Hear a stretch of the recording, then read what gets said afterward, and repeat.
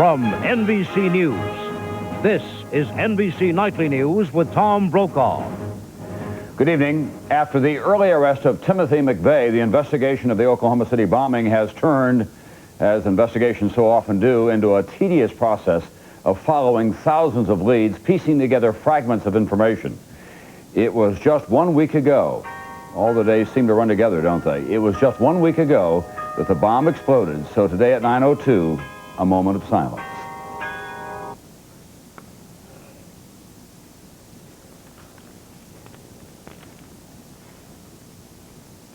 Tonight, it does appear there's more to tie McVeigh to that bombing, but the second suspect still is on the run.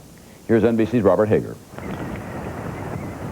Terry Nichols, a key figure in the case, says Timothy McVeigh told him 3 days before the bombing that something big is going to happen. The dramatic quote was revealed by a prosecutor as Nichols appeared before a judge in Wichita, Kansas, late today. The prosecutor said Nichols told the FBI that McVeigh summoned him from Kansas to pick him up in Oklahoma City 3 days before the bombing. On the drive back, Nichols said McVeigh told him something big is going to happen.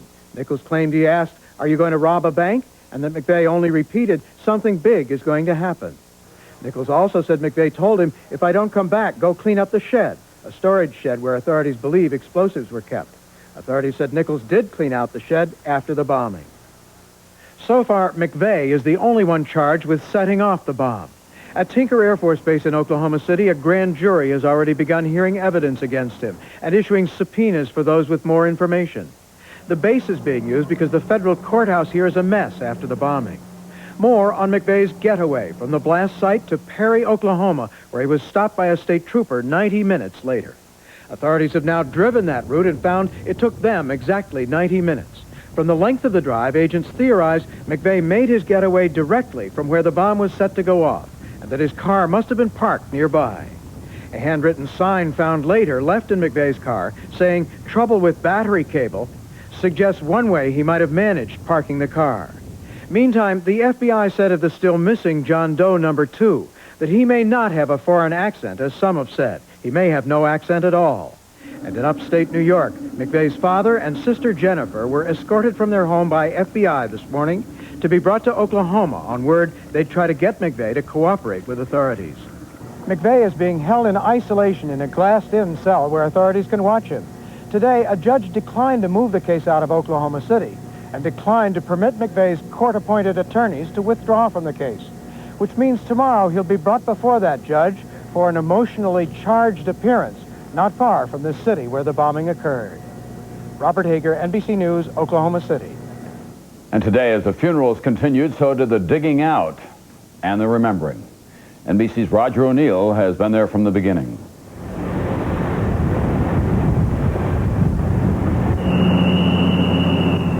At 9:02 a.m., even the rescue work stopped for the moment of silence. When the silence ended, the awful task of finding death resumed. But with some better news, the medical examiner today said instead of 15 to 20 missing children, now he thinks there are only 5. This just as searchers finally broke through a wall to the daycare center. With 2 children recoveries that we have in the pit area itself inside the building, we've obviously gotten down to one section of the daycare center. When the building collapsed, the rubble pile at the bottom became a jungle of 9 broken floors of concrete, steel, and bodies. The pancake continues to be the hot spot for searchers. Floors 9, 8, 7, 6, and 5 have been lifted off the top of the pancake now. From the basement, searchers continue to be slowed by broken 3 by 4 foot thick columns of concrete. They come in with jackhammers, and they have the heavy equipment. Those obstacles are removed, and the crews are right back in. City engineers have begun assessing other damage, and it is extensive. $500 million so far, they think. A military plane shot photographs of buildings in the blast area this afternoon. 8 square blocks around the federal building are still off limits. It's the FBI crime zone. But outside that, officials know 8 structures have collapsed. 9 have been tagged as dangerous with structural damage. The total number, 221 damaged by the bomb, mostly glass, in a 1 square mile area. Officially, the death toll stands at more than 90. Other bodies have been found but haven't been removed from the building. More than 100 more are still to be found. As each body is identified, the medical examiner is tying ribbons onto a young redbud tree, a symbol, he says, for eternal life. The reality of death, however, continues with at least 8 funerals today. Roger O'Neill, NBC News, Oklahoma City. NBC's Pete Williams covers the Justice Department. He's been working on this from the outset. Pete, why do they think Oklahoma City? No one is certain, Tom, but one clue may be that Timothy McVeigh was obsessed with the federal raid on the Branch Davidians at Waco, Texas, and some of the first agents on the scene were sent from Oklahoma City, from the Bureau of Alcohol, Tobacco, and Firearms. ATF had offices on the top floor of the building. None of their agents were among those killed in the bombing. Another reason may be that it was a target that allowed a quick getaway. The federal building was close to a highway on-ramp, and that led to 3 interstate highways, so those who planted the bomb could get out of town quickly without having to thread their way through traffic, Tom. All right, thanks very much. Pete Williams in Washington tonight. When we come back, the president's plan to fight terrorism at home. And when NBC Nightly News continues, guns and the government. I'll be talking with the leader of the NRA, Wayne LaPierre, and meet some of Oklahoma City's 4-footed heroes. President Clinton today declared Oklahoma City a federal disaster area. That will make it eligible for a wide variety of aid. The president is getting high marks for his handling of this bombing. According to a new NBC News Wall Street Journal poll, an overwhelming majority, 84%, approve of the way the president's conducted himself so far, and his overall approval rating, now 50%. That's up 4 points in just 3 weeks. For the president today, a strategy meeting with congressional leaders and solemn duty at a funeral service outside of Washington. Here's NBC's White House correspondent Brian Williams. The Oklahoma City bombing touched the president personally with the death of Secret Service agent Alan Witcher, who up until his transfer to the Oklahoma City office a few months ago was among the president's personal bodyguards. A 19-year Secret Service veteran, Agent Witcher left behind a wife and 3 children. Alan Witcher was surely a blessed man. Blessed in family and friends and in commitment to his country. Later, the president summoned congressional leaders and laid out some new initiatives the White House wants tacked on to an existing bill, all to prevent terrorism. We can prevent it. We must do everything we can to prevent it. I know that we will do this together without regard to party. Among the items the president is asking for, 1,000 more federal law enforcement personnel, making it a federal crime to kill any federal employee, and a study of how common goods, like fertilizer, can be made inert or non-explosive. Late today, the congressional leadership emerged from the White House, giving at least tentative approval to some of the anti-terrorism plan the White House wants. We should move as quickly as we can, but be certain that in the process we are very careful about not trampling on anybody's constitutional rights. But I believe you're going to see a bill go through here that will be vastly bipartisan and will address these issues in an appropriate way. The White House will find out soon if public approval of the president's handling of the bombing so far is shared by members of the House and Senate as well. Brian Williams, NBC News, the White House. We have more reaction tonight to the Oklahoma bombing from across the country when our NBC poll asked if people think this was an isolated incident or the beginning of a major increase in terrorism in this country. About half said they think a major increase is on the way. Now to the front lines of the fight against terrorist attacks, agents of the Federal Bureau of Alcohol, Tobacco, and Firearms, the ATF, themselves now targets under fire. Here's NBC's Gwen Eiffel. Federal raids, there we are. It wasn't so long ago that prohibition agents were heroes. They were the untouchables, the enemy of moonshiners and criminals everywhere. But then there was Waco, flames, a botched rescue, 4 agents dead in the single bloodiest raid in the agency's history. Now the Bureau of Alcohol, Tobacco, and Firearms is the target, as some gun owners charge that it is intrusive, violent, and unconstitutional.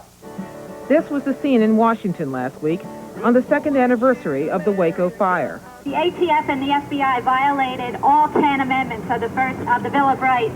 On the day of the Oklahoma City bombing, the National Rifle Association has led the charge to abolish ATF with advertising that charges intimidation, abuse, and stormtrooper tactics.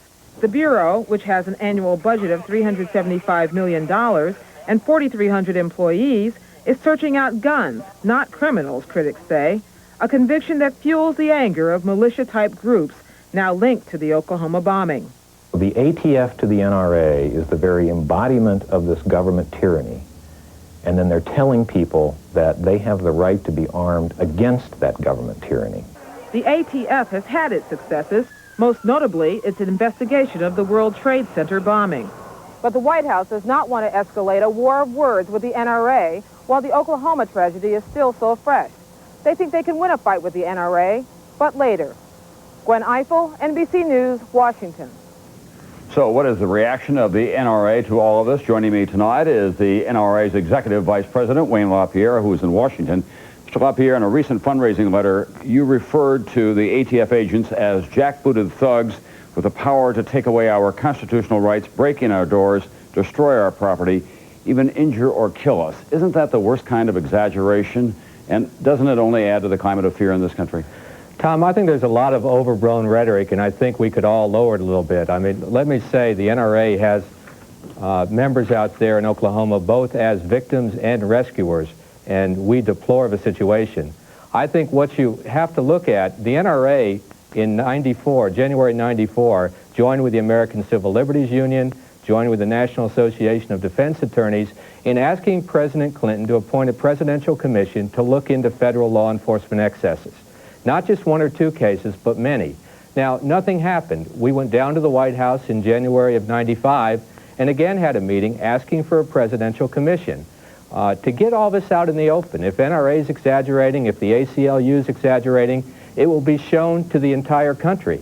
But if we're telling the truth, which we are, the American public needs to know about these abuses before we get into a discussion of expanding federal law enforcement powers. But do you think that the American public knows that there are already 1.5 million assault weapons out there that were manufactured before the ban, an untold number that have been modified only slightly, and that handgun manufacturing in this country is more than twice what it was just a couple of years ago? So if you want a gun in this country, it's not so hard to get one. But I really don't think that's the issue. The issue here, there are a number of issues. One is what we're talking about are federal law enforcement abuses. Now, if that's happening, it ought to be looked into and corrected. We're not against law enforcement. We're for law enforcement. Believe me, one of the strongest organizations in the country that's pro-law enforcement. But the abuses need to be looked into. The function is legitimate. We all want criminals with guns prosecuted, believe me. But when abuses are occurring against honest people, they ought to be stopped. What do you think is more... That's what's fueling the paranoia, I think. What's more dangerous to the American system, the ATF or the state militias around the country? Believe me, the NRA has nothing but contempt for hate groups, terrorist groups that masquerade as patriots. We have no contact with those groups. They represent nothing about the NRA. If they advocate force, if they advocate overthrowing the government, we've had a resolution on our books since 1964 against that. But when there are federal law enforcement abuses occurring, they need to be dealt with. The other issue we need to do is we need to protect our freedoms. The worst thing that could happen in this debate is if we end up killing the Constitution, killing the Bill of Rights, then the terrorists and the bombers will have won. All right. Mr. LaPierre, thank you very much. That's a debate that we know that will be going on in Washington probably later than originally scheduled as a result of what happened in Oklahoma City. Another important note tonight on guns from the Supreme Court. The court today struck down a federal law that bans guns within 1,000 feet of a school. The court said only state or local governments could enact such a law, and 40 states already have. When we continue tonight, we'll have an NBC News investigation on Timothy McVeigh, a portrait of the suspect. 1 week after the explosion in Oklahoma City, there are so many questions. One of the most puzzling, Timothy McVeigh himself, if he is guilty as charged, what led him to do this? What experiences, what ideas? There is a lesson in his life for preventing this kind of terror, is there? NBC's Bob Flaw. We know he just turned 27, that he grew up in small-town America, Pendleton, New York, where his parents divorced. He went to Mass often. At Starpoint Central, played basketball and ran track. So quiet, so ordinary. He was such a nice person, and you just wouldn't dream that he could do something like that. So we know some details, but we hardly know him. Don't, for example, know if he changed in Operation Desert Storm, where he won a Bronze Star and other decorations. He was a gunner, so he He basically shot down anything in his path. Officers praised him. Give him a target and it's gone, said one. Fellow soldiers saw something else. Everybody in the unit thought he was a nut, because all he talked about was weapons, going to war, killing people. Returning to Fort Riley, Kansas, he grew bitter when he got hurt and couldn't get in Special Forces. Off base, he started spending time with paramilitary groups and started sounding paranoid, accusing the Army of planting a computer chip in his backside. That's when he also began to stockpile ammunition. He was going to send it home, and that by the time he got out of the military, he would have a very nice little nest egg of M16 ammo. Discharged, he joined fellow soldier Terry Nichols at Jim Nichols' farm in Decker, Michigan, where neighbors saw them explode crude bombs, heard them make threats. They've got plans to eliminate the government. McVeigh visited Waco, he watched the standoff, and he was enraged. And when the compound with its women and children was devoured by fire, McVeigh, too, seemed consumed. His hatred was fanned by extremist pamphlets and tapes. This is a beautiful and wonderful country, or maybe I should say it was, before it was taken over by murderers, liars, and thieves. McVeigh also felt the country had gone to the dogs. In a 1992 letter to a Lockport, New York newspaper, he suggested blood need be shed to turn the country around. What, he asked, is it going to take to open the eyes of our elected officials? Still unmarried and a loner, he drifted to this Arizona trailer park, where he is remembered as quiet, neat, and nearly always armed. I was a very nice young man, basically. And it's very shocking to think somebody has such a deprived mind. So we know very little. We've learned he is no longer John Doe #1, that indeed he looks just like one of us. But we still don't know why a shy, church-going youngster could possibly turn so much stone, steel, and humanity into a charnel house. Just as we don't know how much hate is growing now near other scrubbed farmhouses in other trailer parks. That is, how many others there are just like him. Bob Fall, NBC News, Washington. When NBC Nightly News continues, the latest demands of the Unabomber. Oklahoma City, target of a deadly act of terrorism. Who's making these bombs? Why are they so easy to get? And can we do anything to stop it? A Dateline NBC investigation tonight. There was a bizarre twist today in another big bombing case, the Unabomber, who is suspected in Monday's blast that killed a California lobbyist. Today, the New York Times and one of the bomber's victims released letters police say were sent by the Unabomber himself. In the notes, he claims he speaks for a group seeking, quote, the destruction of the worldwide industrial system. He said he would stop the bombings if a major publication prints one of his articles.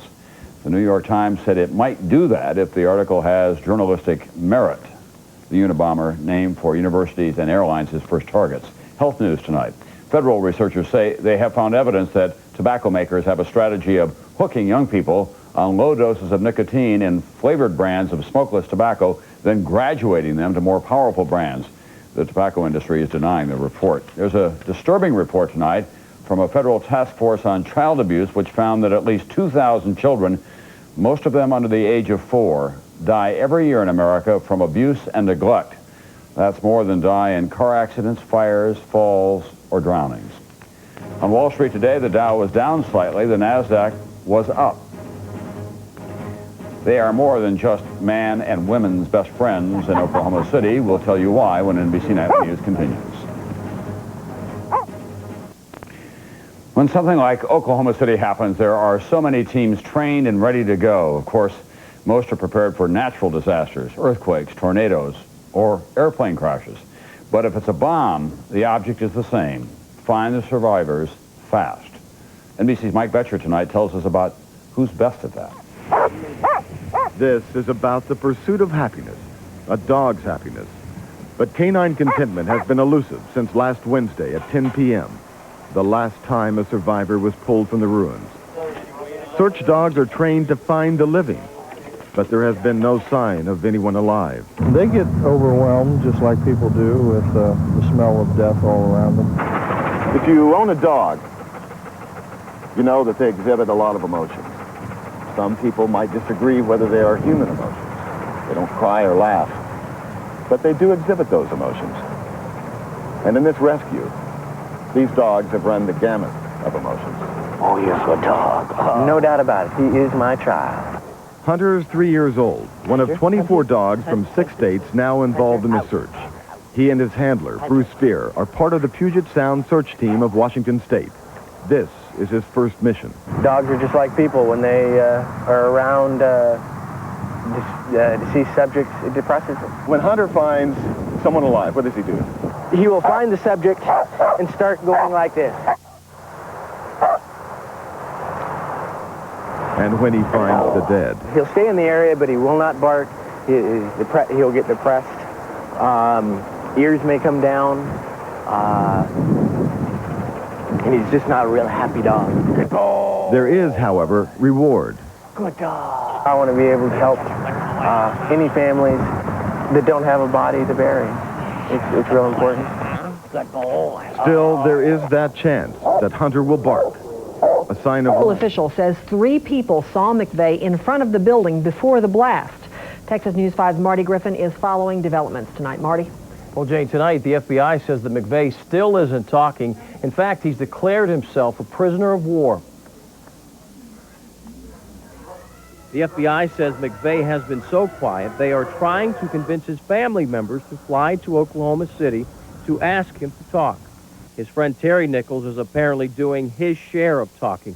After telling authorities McVeigh told him something big was going to happen 3 days before the Oklahoma City bombing, Nichols says he asked McVeigh if he was going to rob a bank.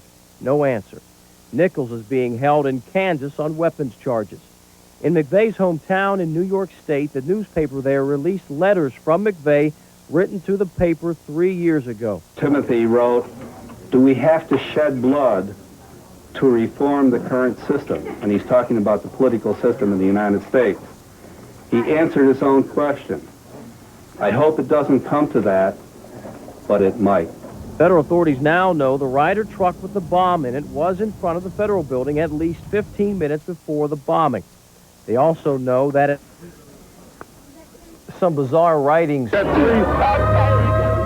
Wednesday, April 19th, 1995, about 9 a.m., moments before downtown Oklahoma City would become ground zero.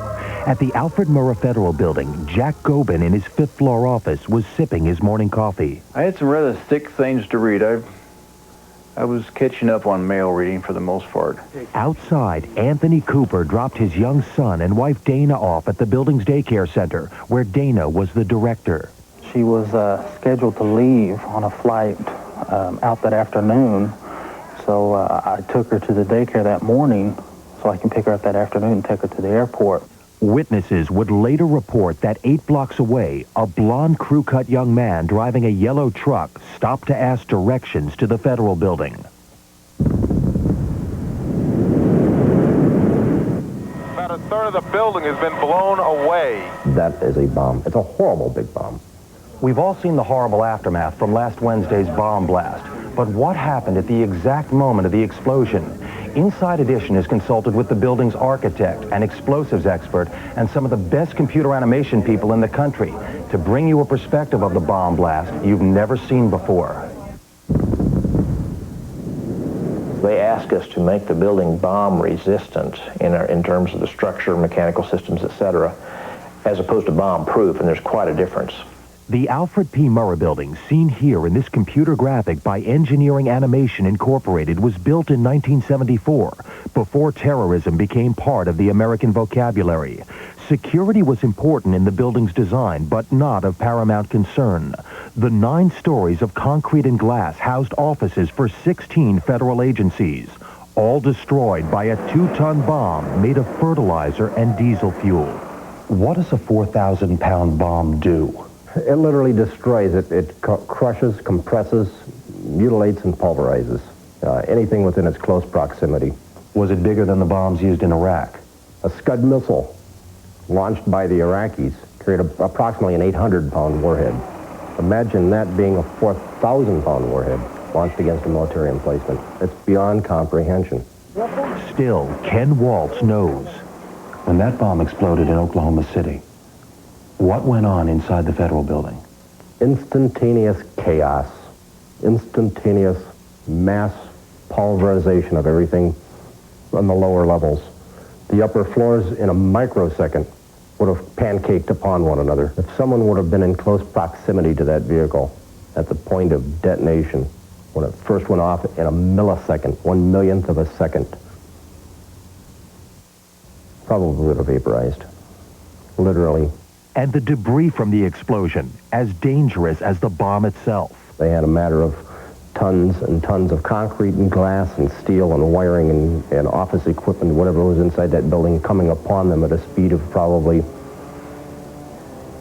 13,000 to 14,000 feet per second. It's faster than a bullet travels. Did the people inside the federal building suffer? I think by the grace of God, no. Those that were killed died almost instantly. Ken Waltz says the bomb used in Oklahoma City was not hard to make, and that its contents, the fertilizer and diesel fuel, are not terribly hard to acquire. It is perhaps the scariest part of this story. How safe are we? How protected are we from this ever happening again? I'm not a doomsday person, but we're vulnerable. We are vulnerable. Guess we always have been. Governor Frank Keating led rescue workers and the grieving citizens of his state in a moment of silence, and all that could be heard was the Oklahoma wind.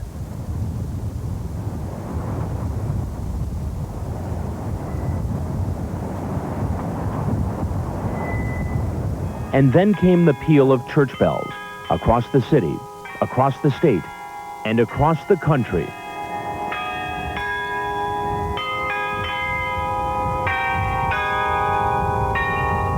Later in the day, stricken families held funeral services for their loved ones.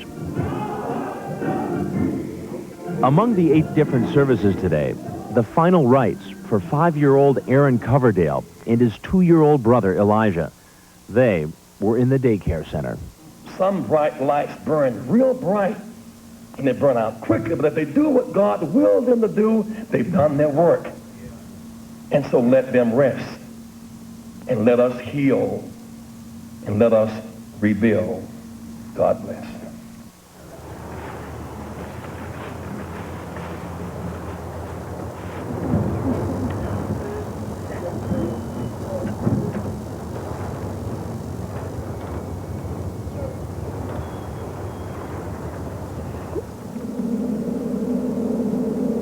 This evening, efforts continued at the site to retrieve more bodies, and they're still hoping for a miracle. And the investigation into the bombing continued today. In Kansas, federal prosecutors said at a court hearing that Timothy McVeigh told his friend Terry Nichols 3 days before the bombing that, quote, something big was going to happen. In Oklahoma City, a federal judge ordered Timothy McVeigh's court-appointed lawyers to stay on the case, despite their request to get off. He also denied a request to move the case out of Oklahoma. At Tinker Air Force Base near Oklahoma City, guards are on a heightened state of alert, Threat Con Alpha. This is where suspect Timothy McVeigh is being held in a see-through glass cell so he can be watched. Today, federal sources told Dateline that McVeigh's father, William, and his sister, Jennifer, were headed here to try to get him to talk with investigators. But even with McVeigh's sister and father apparently urging him to cooperate, it could be a hard sell. If Timothy McVeigh is convicted of carrying out the bombing, prosecutors will likely seek the death penalty. It would seem he's got nothing to gain. And right now, sources say the only thing McVeigh is telling investigators is that he's a prisoner of war. Tinker Air Force Base is also where the federal grand jury is meeting to hear evidence against McVeigh. And today, a subpoena to appear in front of that grand jury was served upon this man. Says you are hereby commanded to appear and testify before the grand jury of the United States. He is Dan Kane, the editor of McVeigh's hometown newspaper in Lockport, New York. Prosecutors want him to testify so they can examine 2 letters McVeigh is said to have written to the newspaper in 1992, just after his discharge from the Army. That may be the only clear insight into his thinking that we ever have. One of the FBI agents has told me that this is a significant development in the case because the man has remained extremely reticent, like a stone, I believe, were the words that he used. Today, the Union Sun and Journal reprinted those letters, the first of which seems particularly revealing. It's dated February 11th, 1992, and is a diatribe on the death of the American dream. McVeigh rails against crime, high taxes, and overpaid politicians. But the letter hints that McVeigh's anger runs deeper. Racism on the rise, he writes? You had better believe it. Is this America's frustrations venting themselves? Is it a valid frustration? Who is to blame for the mess? The accused bomber's letter continues. What is it going to take to open the eyes of our elected officials? America is in serious decline. And then, perhaps the strongest hint at what McVeigh thinks it might take. Is a civil war imminent? Do we have to shed blood to reform the current system? I hope it doesn't come to that, but it might. While Timothy McVeigh has apparently not seen his father in some time, federal authorities tonight are saying that he is very close with his sister Jennifer, and that if anyone can get him to shed some light on the bombing, she can. Stone?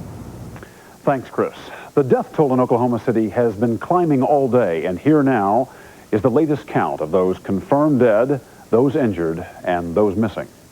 The tragedy has touched President Clinton in a personal way. Today, he attended the funeral of a man who was once one of his bodyguards, Secret Service agent Alan Witcher. And tonight, the president is proposing that 1,000 new federal law enforcement agents and prosecutors be hired to fight terrorism.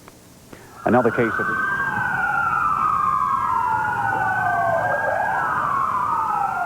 2 days after his latest mail bomb killed a Sacramento father of 3, the man the FBI calls the Unabomber introduced himself once again through the mail. This is a message from the terrorist group FC, the letter begins, and then goes on to explain the mail bomb killing of Thomas Mosier last December. We blew up Thomas Mosier because he was a Burson Marsteller executive. Among other misdeeds, Burson Marsteller helped Exxon clean up its public image after the Exxon Valdez incident. The Unabomber identifies himself with what he calls radical environmentalists, but says that although he has targeted educators in the past, we have nothing against universities or scholars as such. All the university people we have attacked have been specialists in technical fields. 10 years ago at the University of California at Berkeley, Jeff Wilkinson witnessed one of the Unabomber's attacks that seriously injured one person. In his letter, he says, the people we are out to get are the scientists and engineers, especially in critical fields like computers and genetics. What do you think of that? I think he's crazy. I think he's mentally disturbed. I think he's sick. In Boulder, Colorado, one of the Unabomber's victims said the letters make him nervous. John Hauser lost part of his hand to one of the Unabomber's pipe bombs. The fact that he sent these letters gives me some cause for concern. I need to be very careful each and every time I get mail, so I'm not looking forward to some of that task. As he has in the past, the Unabomber describes himself as an anarchist, saying, we would like, ideally, to break down all society into very small, completely autonomous units. Our more immediate goal is the destruction of the worldwide industrial system. In the letter, the bomber refers to himself as we, noting that the FBI has described the Unabomber as a loner. The FBI has tried to portray these bombings as the work of an isolated nut. We won't waste our time arguing about whether we are nuts, but we certainly are not isolated. He is also written to show that his motives are specific, they're political, and that he is not a unconcerned human being, rather the opposite. Several of the mail bombs have carried postmarks from Northern California, and the 3 letters received this week were all mailed from this post office here in Oakland. Coupled with the information contained in the letters, investigators suddenly have a chance to get a lot closer. With that in mind, the FBI has assigned another 100 agents to the Unabomber case. But the letter gives no indication the Unabomber is worried about getting caught. In fact, the man who's killed 3 and injured 24 makes clear he's ready for more. We are pretty sure we know how to increase the power of our explosives, so we expect to be able to pack deadly bombs into ever smaller, lighter, and more harmless-looking packages. On the other hand, we believe we'll be able to make bombs much bigger than any we've made before.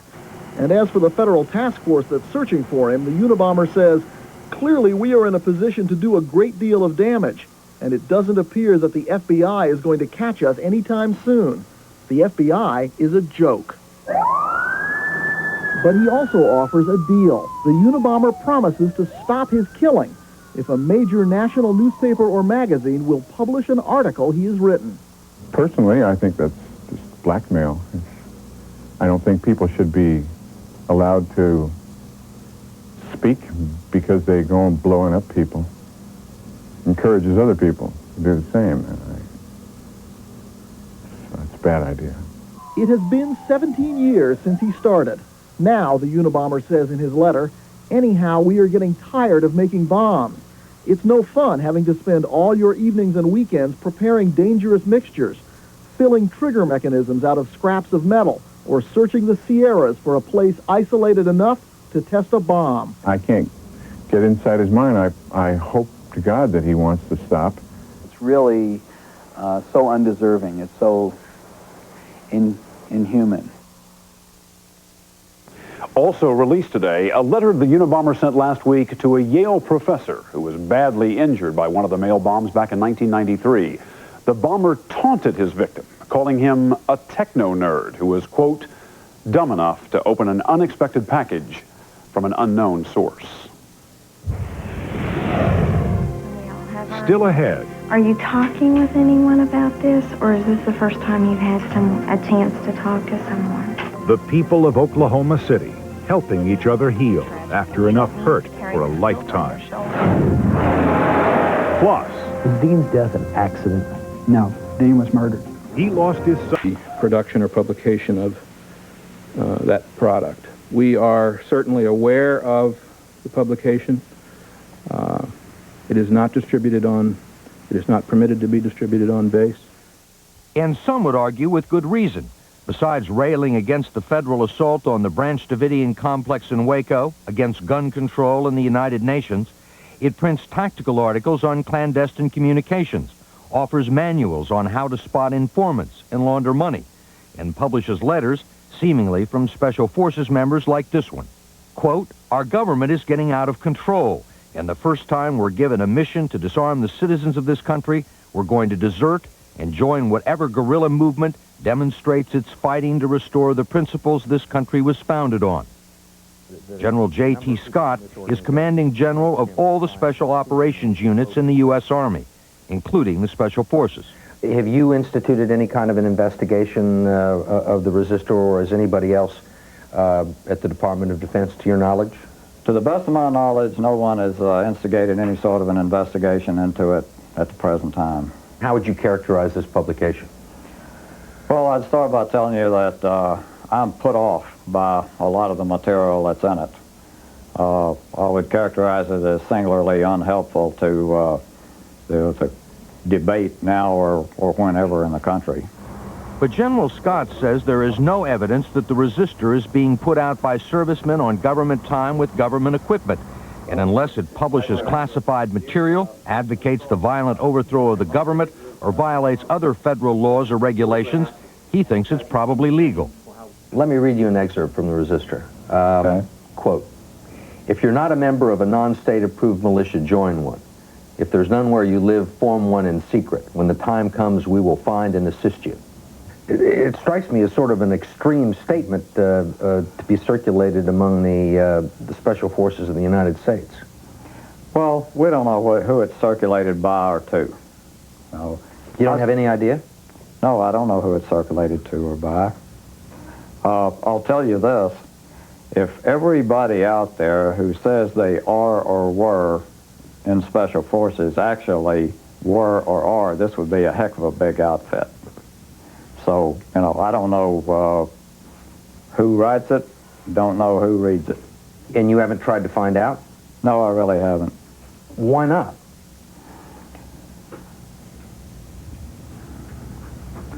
Well, I'm put off by what's in it, but one of the things this business has taught me over the years is that, you know, we sort of believe in the First Amendment right, and we probably tend to give people a little more slack than we ought to on it. But there's been some recent court decisions that said these pamphlets were okay. While the Army says it does not know who puts out the resistor, we decided to try and find out. And through a series of intermediaries, we were able to make contact with 2 of the people who say they publish it. And at a secret location, they agreed to be interviewed if we hid their faces and disguised their voices. Without giving me your name, rank, or serial number, who are you? We're members of the Special Forces Underground and Resistor staff. Active duty Special Forces, United States Army. Although they wouldn't give us their names, we were allowed to see their military photo ID cards showing them to be on active duty. And based on what they and others have told us, they would appear to be who they say they are, members of the United States Army Special Forces. The U.S. command here at Fort Bragg says you don't exist. That's excellent. Exactly. Great. Then we've done our organization correctly. That's right. Good. Continue to believe it. They have no evidence or information and don't believe that they're active duty special forces putting this out. That's good. It's the intended outcome. They claim the Special Forces Underground is a voluntary association of like-minded individuals, but that is about all they would tell us. We won't comment on numbers or names or individuals affiliated. That's a breach of security. How do we know that you guys are, in fact, not the only 2 people in this organization? You don't. They insist that they are opposed to the violent overthrow of the government, but they don't think much of democracy, which they say is nothing more than mob rule. But their biggest complaint is what they see as the growing use of federal law enforcement agencies and even the military against civilians. They complain that Special Forces troops were used to train federal agents at Waco, that they're now being used to gather intelligence on paramilitary groups training in the national forests. And the next step, they say, will be to use the Army to disarm law-abiding citizens. This is nothing but preparation for internal security actions against the citizenry. Some people would listen to that, I mean, and say, you know, that's paranoia. It's probably paranoia unless you were at Waco, unless you were a Branch Davidian, and you got to find out firsthand. It's paranoia until it happens to you, and then all of a sudden it's turned reality. It's hard to tell how far those views and the publication itself circulate inside the Special Forces. The Army says not very far, and provided us with this group of Green Berets to make the point. It claims to be the publication of the Special Forces Underground. Have any of you heard of such an organization? No. Is there a Special Forces Underground? Not to the that best anybody of my knows knowledge. of? Not to our knowledge, no. I got a couple of copies here. Let me pass these out and let you take a look at them and circulate them briefly and tell me what you think of them. Here's another one.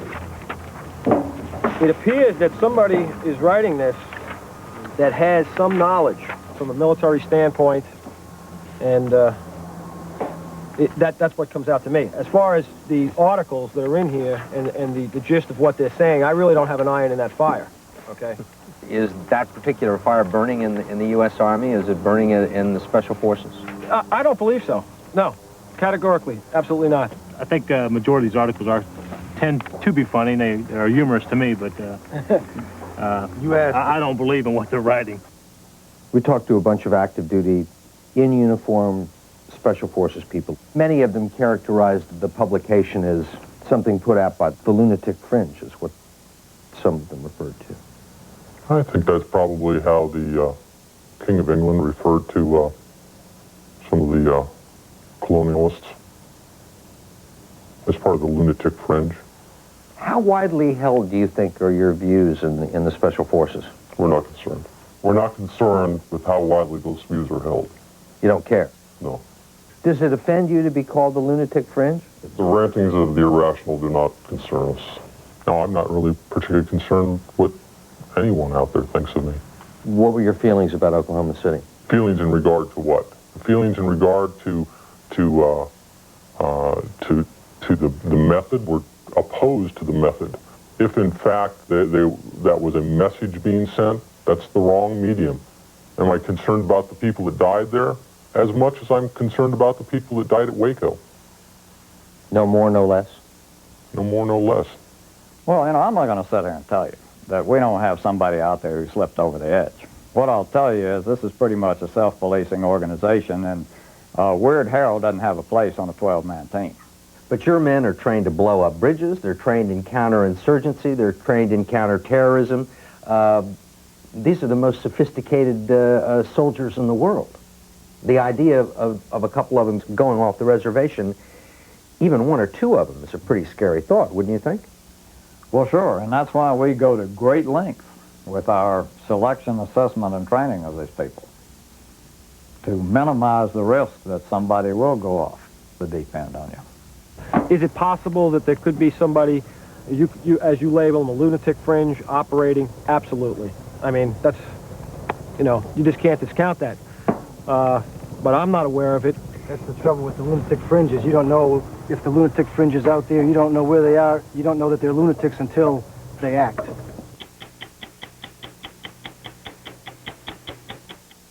Chief Arson Investigator Paul Gray. Mr. Gray, to begin with, I'd like to take a look at a brief clip of one of these documentaries that's been done.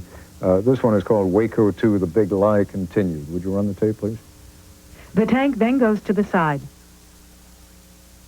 As the tank withdraws, it appears to have a human being speared on the end of the gun, which it quickly shoves back into the building. As it withdraws the gun again, boards snap off, obscuring what appears to be a body from view. Notice, however, that the board and the back of the body, or whatever it is, are on fire. Now, it certainly does look as though something is on fire there, but we're going to take a look at another piece of video now, and please explain to me what it is that we're going to be seeing. What is this? What we're looking at here, Ted, is the overhead infrared aerial shot by a fixed-wing aircraft as it circled around the building.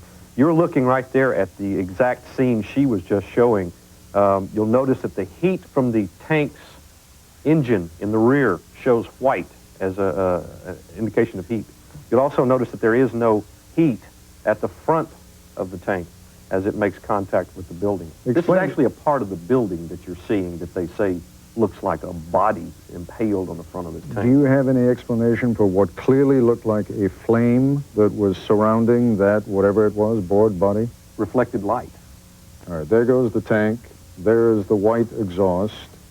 There's another tank. And this is the area it just left. This is another tank in the rear of the building. How much time actually passes between the time that that tank leaves and the fire actually begins? A couple of minutes. I think it's about 1:40. What you just saw was the last contact with the building, and there is no fire anywhere in the building at this time. Right here, watch that window. There it is. That's the first fire. One thing about fire is it's dynamic, it's kinetic, it moves, it changes, it grows. As we can see, there's fire here in the front of the compound. Now, is that the area that was punched in by the tank? The corner. Downstairs, right of where you see fire there. Now, what is the significance of the fact that the fire is up on the first floor? The fire is actually on the second floor. Second floor. The significance is there was no penetration by the tank into the second floor. And there doesn't appear to be a fire down below. There is no fire down below.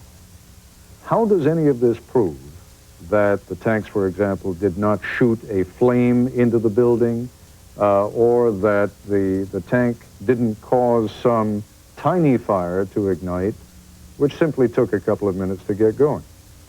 Didn't happen because we have 3 separate fires going at significantly the same time. We know for sure that had a tank knocked over a lantern or something like that, we would have had one small fire begin in one place. It's not likely that we would have had 2 fires in 2 different places. Let me stop you for a second, Paul, because I want to go to another piece of the video of one of these documentaries, which insists that the government, in fact, started the fire, because that one makes reference to the proximity of the tank to the building. Can we run that piece of tape? In the scenes that were shown throughout the country at the location where the fire supposedly started, smoke comes out a second-story window. As flames erupt from the second-story window, watch as a tank appears around the corner. There is an agent on this tank, as if he had just leapt down onto the top of the tank. It is difficult to see the details on a television because the quality is poor, But in the studio, he can be seen removing a fireproof-type hood.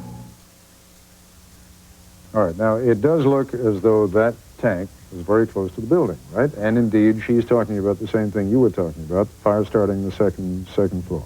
In fact, she also makes reference to a person on top of the tank that she says is very clear. I don't think there is anybody on top of that tank at that point. What's important to know is because of the compression effect that occurs over and over and over in these long tapes, is anything appears closer to a building than it really is. I mean, when you're shooting a long lens, which is what this is being shot by. But let's now go to the aerial tape. The aerial video, again, shot by that fixed-wing aircraft. The tank is a good 60 feet from the building. She alleges because of that compression problem that happens, it's an optical thing that happens with long lenses, that the tank appears to have someone who just jumped from the building. That person that she's referring to would have had to jump about 60 feet and land on a tank. It didn't happen. It just didn't happen. How do we know, Paul, that when we see the tank withdrawing from the building at that point, and you're saying it's actually 60 feet away from the building, how do we know that we're talking about the same point in time? One of the things that was done by the University of Maryland, as a matter of fact, we had no control over. We asked for a synchronized version of the infrared with the news video. So it shows that although it appears that the tank is right next to the building, it's actually 60 feet away, and this is the actual same view at the same time. The next significant thing is the second fire that we know is erupting in the dining room. And here is a fire starting in the chapel. And what is it that you are concluding from this? I mean, clearly, you're making the argument the feds didn't start it. No. But what are you saying? That we had three. Again with Paul Gray. Paul, let's go immediately to that aerial color photograph that you have, which shows the compound ablaze in what appears to be three different areas, but significantly not ablaze in one particular area, right here. You want to talk about that for a moment? This is an area that has been widely distributed as being a point of origin by the conspiracy theorists. And they actually show a videotape of a tank pulling out of the building here with what they call a flamethrower. We know that was not a flamethrower, it was a light reflection. If it had been a flamethrower, this part of the building would have been on fire way before any of these fires appear. Also significant here is the dark spot right here in the picture. That is one of the Branch Davidians who escaped the fire by means of crawling through this window onto the roof, and he later jumped down. As you know, the charge is that that was one of the FBI agents who indeed was escaping after having set those fires. That's what some of that narration says on the other videos. That in fact didn't happen. This person, a Davidian, was interviewed and actually described how he got out of the building. We had tear gas going in, and there are some theories that say after the tear gas was thrown into the building, that somehow the tear gas ignited, and that would, of course, cause the fire then from the inside out. First of all, the tear gas was not flammable. The tear gas that was used here on this day was not flammable, not explosive. There is disagreement on that, you know. There is some disagreement on that. But give the other side the benefit of the doubt. Let's assume it is explosive for a moment. We didn't have an explosion. When the tear gas operation began at 6:02 a.m., and throughout the morning, 6 hours before the fire started, there were plenty of opportunities for there to have been an explosion of a vapor-air mixture. In fact, the propellant used in the injectable type tear gas is actually CO2. It's carbon dioxide. A question that's bothered me all along. Ever since I've seen your video shot from on high with the infrared, which is intended to be able to check out heat, why'd you have a plane up there if you weren't expecting a fire?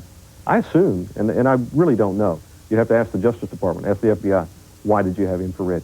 I assumed that it was to document locations of people that are actually exiting the building. You are as satisfied as you can be.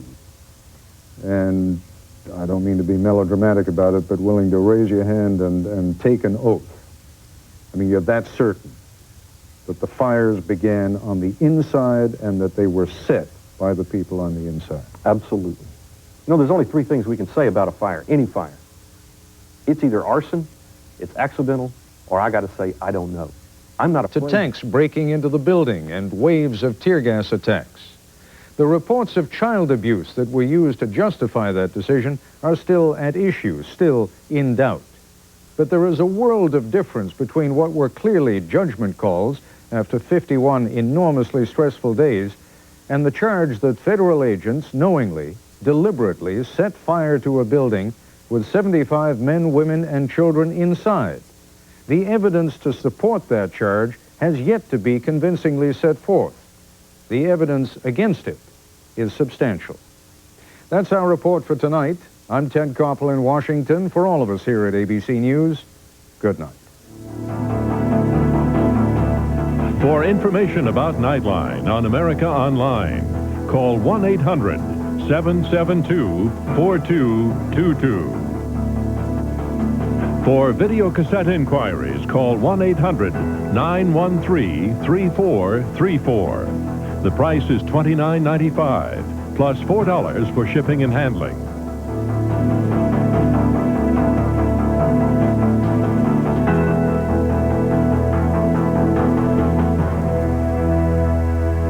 Nightline is a presentation of ABC News. More Americans get their news from ABC News than from any other source.